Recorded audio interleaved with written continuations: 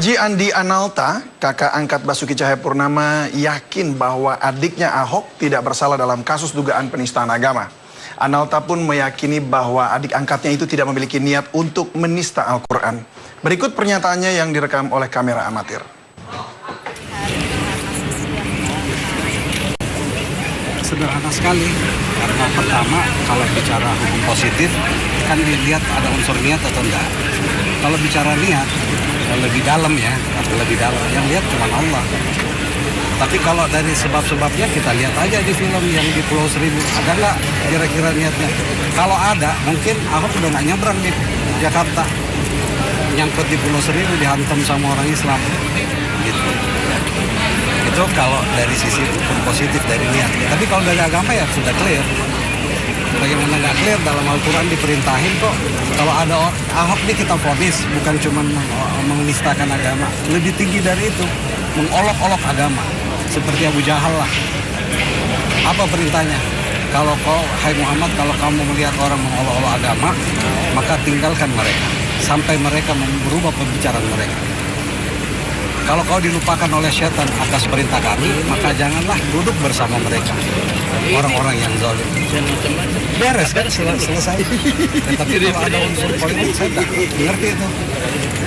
Tapi kalau soal niat, nggak ada niatnya. Apalagi saya, maksudnya saya ini kan bukan Islam abal-abal. Saya Islam ini yang hidupkan sunnah Rasul. Bahkan poligami pun saya lakukan. Itu kan berarti bukan Islam abal-abal, Islam yang kuat sama diri sendiri. Kalaupun Ahok sebagai yang mungkin dianggap sedikit ngerti agama, ya gurunya ya Gus Dur. Kalau bimbingan akhlaknya dari saya. Begitu. Ya, pemirsa, gelar perkara yang dilakukan di Bareskrim Polri tadi sudah disampaikan oleh rekan kami Wahyu Seto Aji memang sudah selesai dilaksanakan, dan setelah ini pihak dari kepolisian akan menggelar rapat secara tertutup untuk menentukan hasil dari gelar perkara yang memang dilakukan secara terbuka terbatas. Hasilnya akan disampaikan esok, apakah memang dugaan penistaan agama ini ada unsur pidana, apakah memang Basuki Cahayapurnama atau Ahok ini dinilai bersalah ataupun tidak.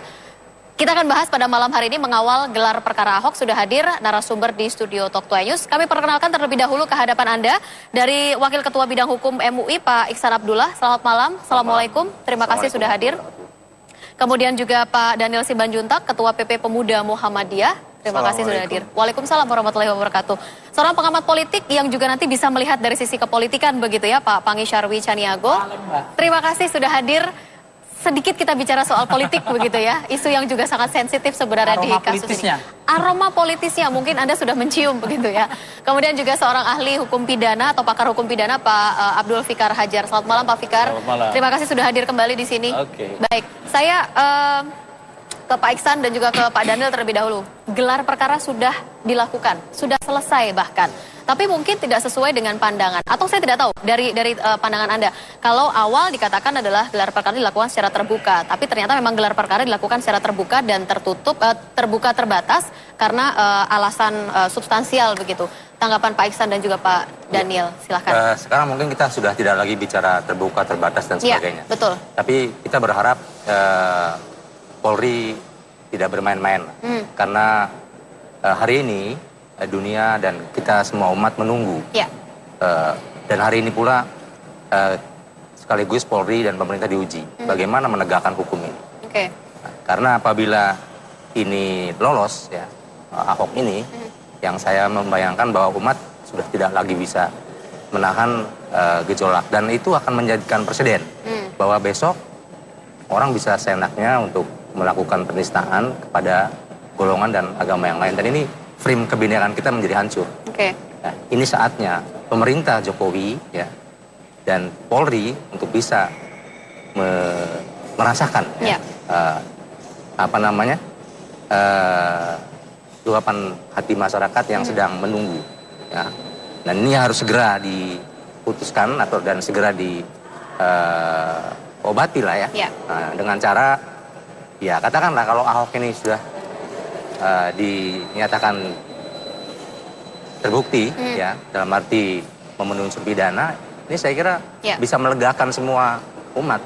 Baik. Dan ini yang ditunggu dan putusan ini akan dipuji Baik. Pemerintah akan dipuji dan Polri juga pekerjaannya akan Ya, putusan nanti akan disampaikan besok begitu ya, sekitar pukul 10 sampai dengan 12. Kita tidak tahu nanti agenda dari pihak kepolisian. Pak Daniel, kalau Anda melihat dari gelar perkara yang sudah dilakukan hari ini dari pukul 9 pagi sampai dengan berakhir pukul 18, tanggapan Anda? Pertama, sebelum saya menjawab pertanyaan Anda itu, yang harus kita pahami adalah kasus Ahok ini bukan sekedar kasus berkaitan dengan sakit hatinya umat Islam.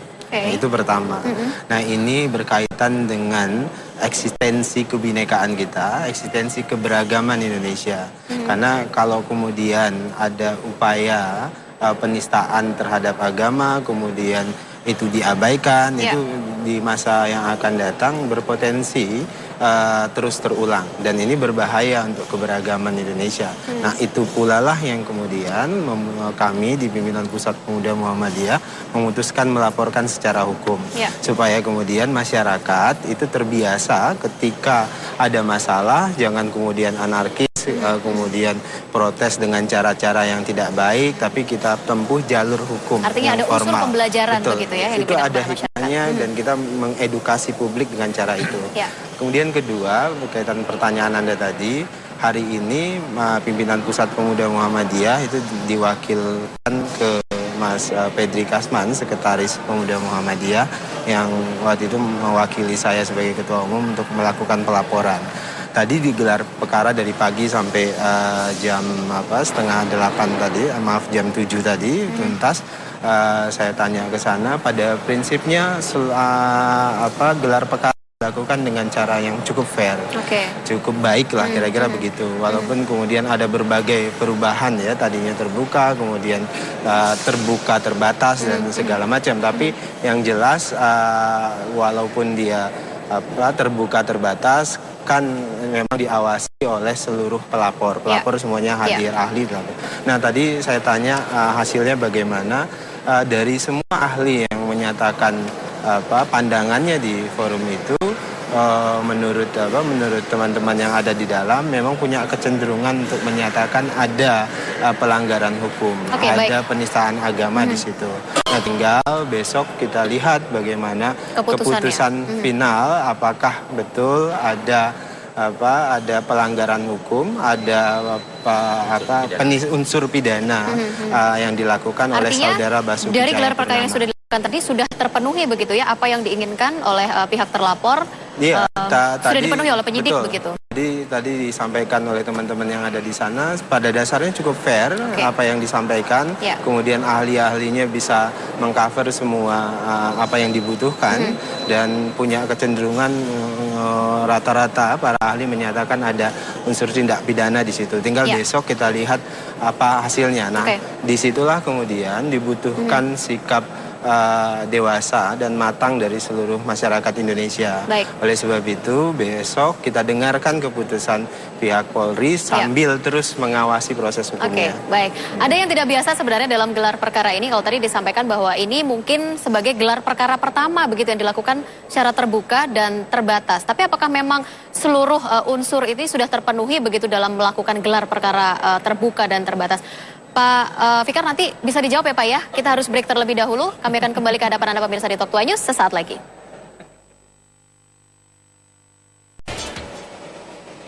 Ya, ini adalah gelar perkara yang pertama kali pemirsa dilakukan di Indonesia secara terbuka dan terbatas. Pak Fikar, kalau Anda melihat apakah memang ini sudah sesuai dengan prosedur hukum pidana begitu yang berlaku di Indonesia? Dari perspektif hukum acara pidana atau hukum pidana formil, penyelidikan ini sebenarnya mestinya tertutup. Gitu. Seharusnya tertutup? Seharusnya tertutup. Ada aturan yang mengatakan itu? Begini, penyidikan itu karena produknya adalah rahasia negara sebenarnya. Produknya, BAP atau apa itu semuanya rahasia negara sampai dibuka nanti di pengadilan. Gitu. Nah, tapi oke lah, mungkin dari sudut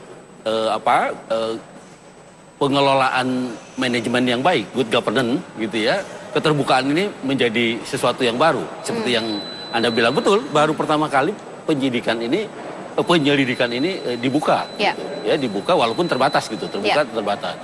Nah, tapi ini akan menjadi presiden yang bukan membahayakan, tapi akan merepotkan polisi nantinya. Apa Karena yang membuat nanti polisi menjadi repot? setiap pelaporan akan minta ini gelar perkara. Oke. Setiap pelaporan akan Curi ayam juga gelar perkara. curi ayam pun tidak mustahil akan minta gelar perkara juga. Gitu, ya. Ini dan itu nggak bisa ditolak karena artinya nanti ada perbedaan perlakuan kalau ditolak kan gitu. Nah itu satu ya. Jadi yang kedua soal istilahnya gelar perkara itu ya adalah menggelar mengevaluasi satu perkara. Ya. Mestinya ujungnya adalah SP3 atau P21 sebenarnya itu. Okay. Ya. Karena secara resmi di dalam peraturan perundang-undangan ada terminologi gelar perkara itu adalah di Perkap 14 tentang manajemen penyidikan. Ya, di KUHP sendiri nggak ada. Ya, di Kitab Hukum Acara Pidana tidak ada. Nah, itu satu. Yang kedua, penyelidikan itu kan hasilnya adalah menentukan apakah ada satu peristiwa hukum. Ya. Gitu, ya kan?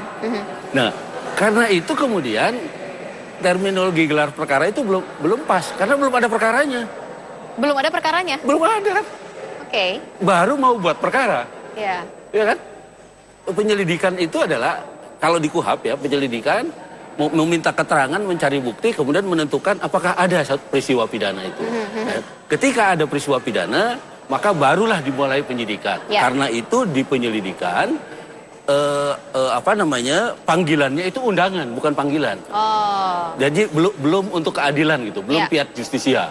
Artinya kalaupun orang diundang nggak datang ya namanya juga undangan. Tidak masalah kan? begitu ya.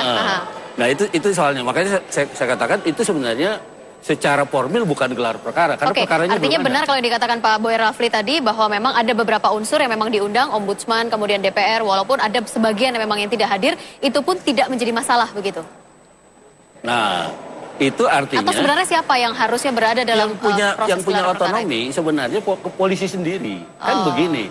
Ini prematur pertandingan antara pelapor dengan terlapornya. Ya, jadi mestinya ini terjadi di pengadilan. Oke. Ya. Saling membuktikan bahwa saksi, bahwa ahli itu mestinya terjadinya di pengadilan. Bukan di gelar perkara? Iya, bukan di gelar perkara. Karena gelar perkara sebenarnya begitu ada laporan, kalau polisi melihat, oh ini sudah cukup bukti, ada satu peristiwa, dia harus lanjutkan. Permulaan. Ya, ada bukti permulaan, dia harus lanjutkan ke penyidikan. Dan di penyidikan pun, seketika pengumpulan bukti, polisi punya juga kewenangan untuk meng-SP3-kan itu tadi, untuk menghentikan kalau buktinya kurang. Oke, tapi kalau memang ada tuntutan dari masyarakat begitu ya, dalam hal ini berbagai macam ormas begitu, kemudian juga masyarakat lain juga meminta adanya keterbukaan sebenarnya dalam proses penyelidikan ini. Apakah memang ini yang mungkin akan dihadirkan oleh pemerintah dan juga kepolisian dengan membuka penyelidikan ini secara luas begitu? Saya mohon dikoreksi kalau salah, terutama pada para pelapor. Ya. Saya kira yang dituntut bukan keterbukaan tapi bukan keterbukaan dalam pengertian yang terbuka gitu loh. Tapi kecepatan menangani sebenarnya itu yang dituntut oleh responsibilitasnya gitu. Sebenarnya itu yang dituntut oleh teman-teman. Dan itu sudah tercapai ya? Sebenarnya kan masalahnya itu yang bikin repot sendiri itu adalah pihak penegak hukum. Kenapa? Jadi sederhana kan sebenarnya tadi sampaikan ke Pak Zulfikar.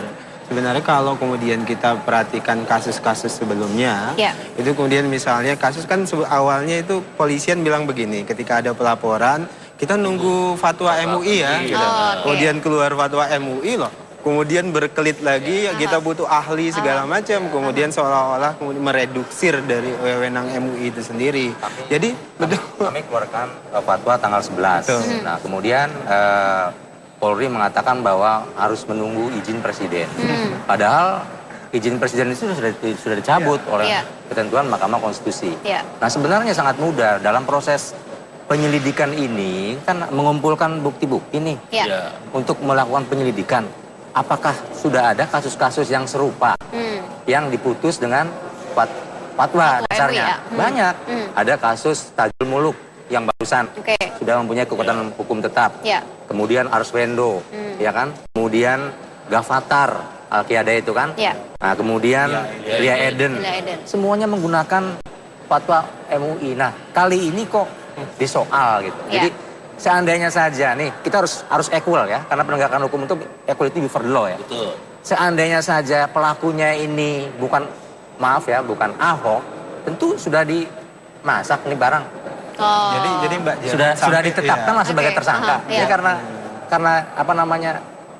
Ya satu orang itu tadi. Nah, sehingga dibuat tidak sederhana, dibuat geger dan kemudian membangkitkan emosi dari masyarakat publik juga. Ya, umat. Karena apa? Hari ini masyarakat tersentuh rasa keadilannya.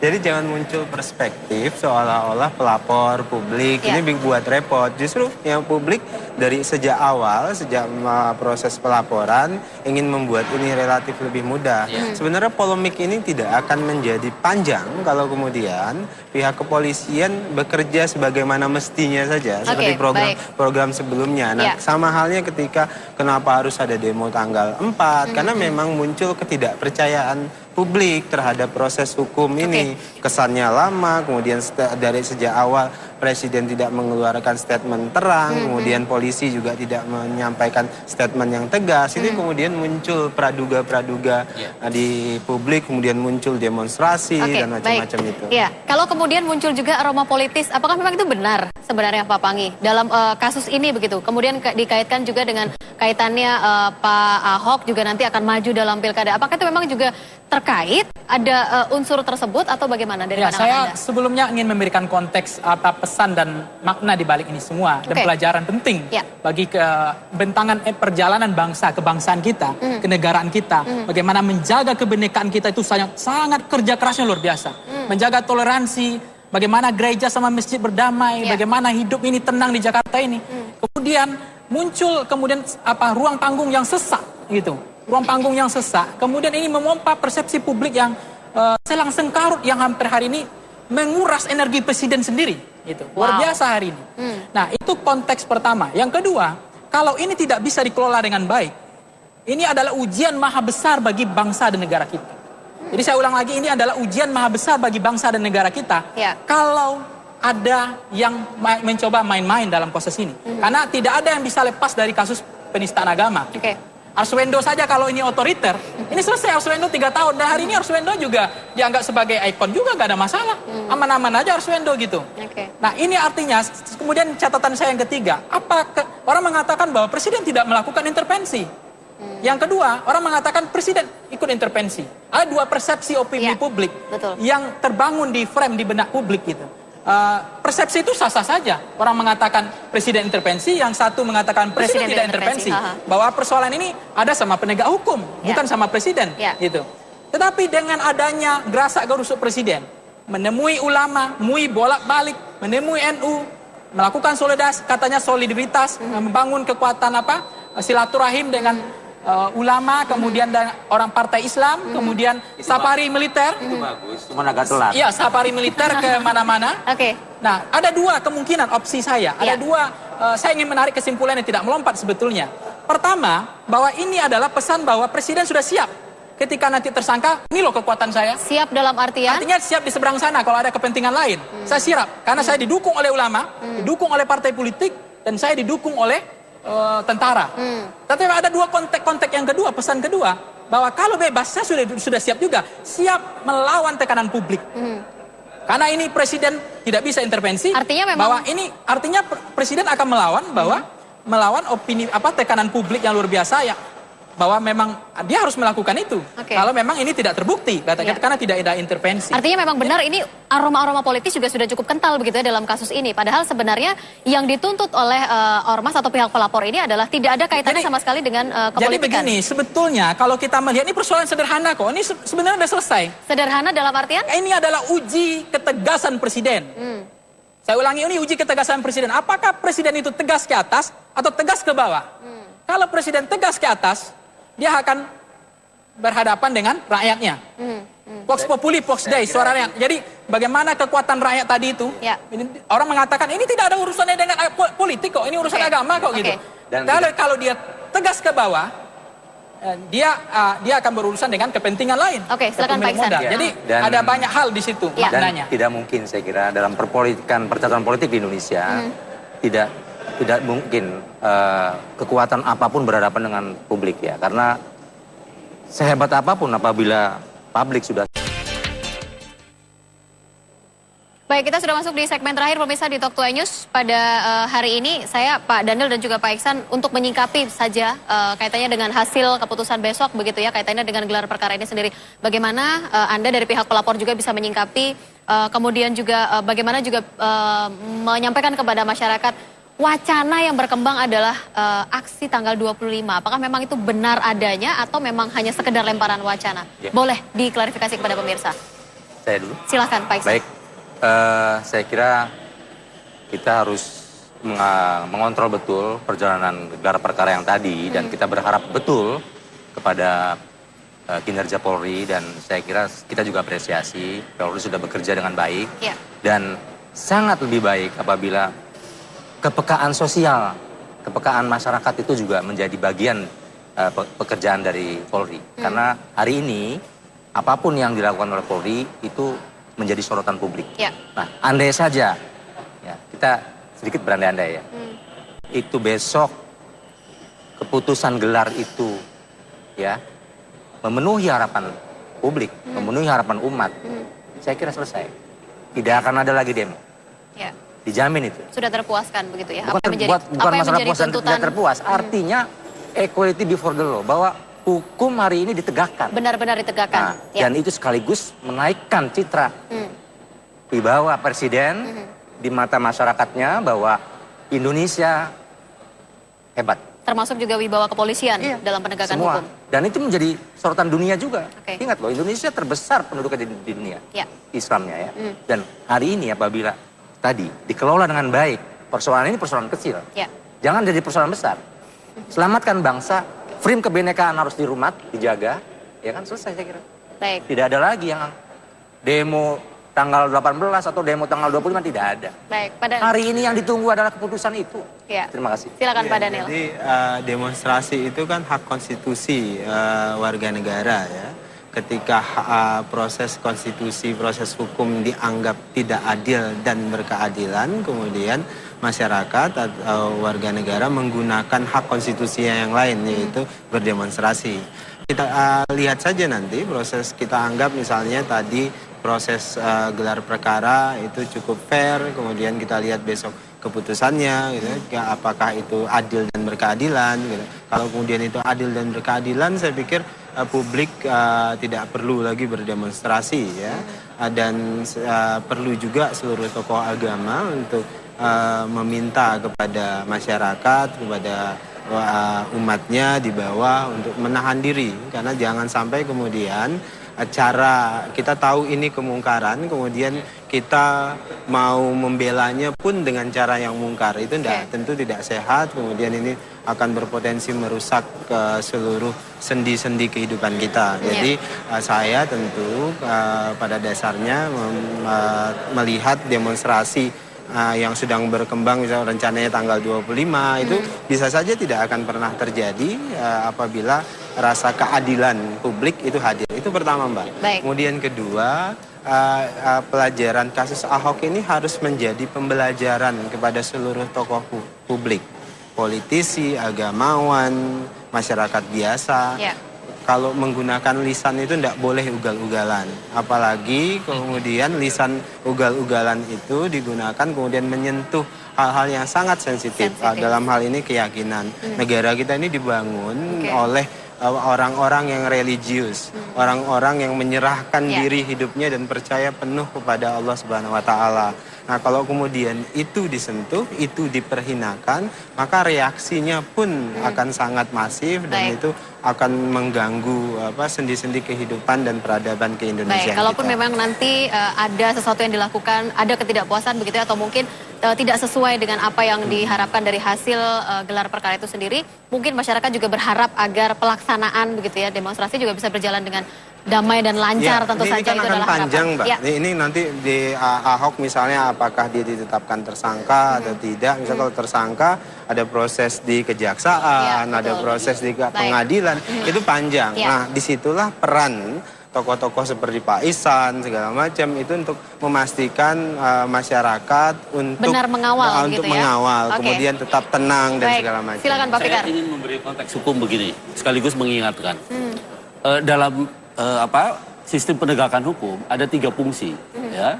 ada 3 fungsi. Fungsi penyidik penuntut itu jadi 1. Kemudian fungsi pembelaan kepada terdakwa dan fungsi hakim mengadili. Ya. Nah, negara dalam hal ini adalah kepolisian dan kejaksaan. Ya, baik sebagai penyelidik, penyidik dan penuntut itu mewakili masyarakat loh.